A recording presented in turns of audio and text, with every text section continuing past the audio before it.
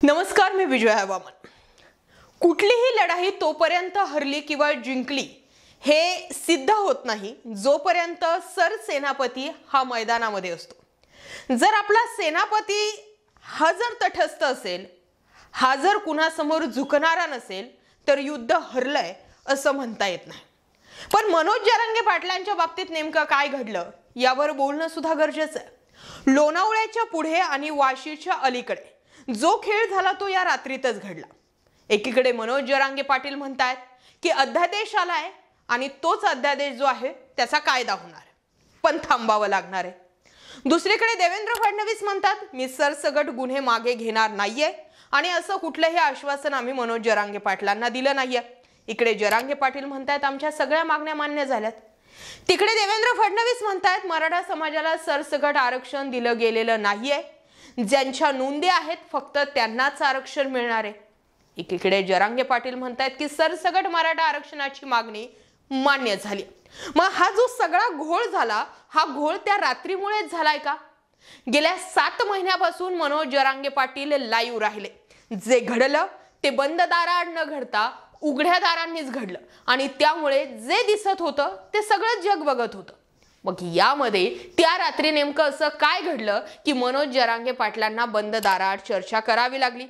की या सगळ्या घालमेलीमध्ये मनोज जरांगे पाटील विसरून गेले होते की आपल्या विरुद्ध अनेक चाली रचल्या गेल्यात। मनोज जरांगे पाटील यांनी स्वतः स्क्रीनवर येऊन सांगितलं होतं की सरकारची एक टीम आपल्या विरुद्ध काम करते, अनेक मंत्री जे आहेत ते आपल्या आंदोलनामध्ये काहीतरी मीठ टाकण्याचा प्रयत्न करणार आहेत, आपल्यातीलच जे सख्य आहेत ते फितूर होणार आहेत। या सगळ्या गोष्टींचा अंदाज जर मनोज जरांगे पाटलांना होता तर मग त्या रात्री बंद दाराआड चर्चा का केली?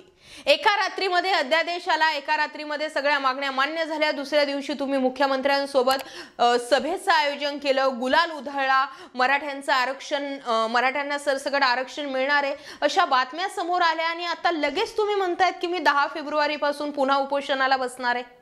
याचाच अर्थ तुम्ही मान्य करतायत की 26 जानेवारीच्या दिवशी जे काही घडलं त्यामध्ये सरकारने दगाफटका केला किंवा मग आपण 2 पावले मागे येणं हीच सगळ्यात मोठी चूक ठरली। जोपर्यंत अध्यादेशाचा कायदा होत नाही तोपर्यंत मुंबई सोडायलाच नको होती आणि जर मग मुंबई सोडायचीच होती तर मग मुंबईला जायलाच नको होतं। लक्षात घेणं हे गरजेचं आहे, प्रॅक्टिकली विचार होणं गरजेचं आहे। मनोज जरांगे पाटील आणि मनोज जरांगे पाटलांसोबत गेलेला लाखो मराठा समाज फक्त आणि फक्त जरांगे पाटलांच्या एका मुद्द्यावरती विश्वास ठेवून होता की सरसगट मराठ्यांना आरक्षण मिळालंय आणि मुंबईतून सगळेच जण माघारी फिरले। यामध्ये मोठ्या प्रमाणावर पैसा खर्च झाला, यामध्ये मोठ्या प्रमाणावर मराठा समाज जो होता तो इन्व्हॉल्व झालेला होता आणि या सगळ्यांच्याच तोंडाला पाणी पुसले गेली। सगळ्या प्रोसेसला अजून वेळ होता, सगळ्या घडामोडी कागदोपत्री घडलेल्या होत्या, प्रॅक्टिकली अजून काहीच घडलेलं नव्हतं आणि तरी सुद्धा मनोज जरांगे पाटलांनी घाईघाईमध्ये एकनाथ शिंदेंना मराठा आरक्षणाचं क्रेडिट देऊन दिलं। इतकी घाई कशासाठी असा प्रश्न मराठा समाजाचाच आहे आणि त्यामुळे या सगळ्या गोष्टींवरती आता विचार होणं गरजेचं आहे। ठीक आहे, उशिरा का होईना पण पुन्हा एकदा 10 फेब्रुवारीपासून मनोज जरांगे पाटील उपोषण सुरू करतात। या सगळ्या घडामोडींमध्ये एकनाथ शिंदे यांना 26 जानेवारीच्या दिवशी मराठा आरक्षणाचं जितकं मोठ्या प्रमाणावर क्रेडिट मिळालं होतं, आज जर हे आरक्षण टिकत नाहीये तर तितक्याच मोठ्या प्रमाणावरती मुख्यमंत्री एकनाथ शिंदेंची इमेज डॅमेज होणार आहे हे सुद्धा समजून घेणं गरजेचं आहे। आता या सगळ्या घडामोडींमध्ये घडलंय का?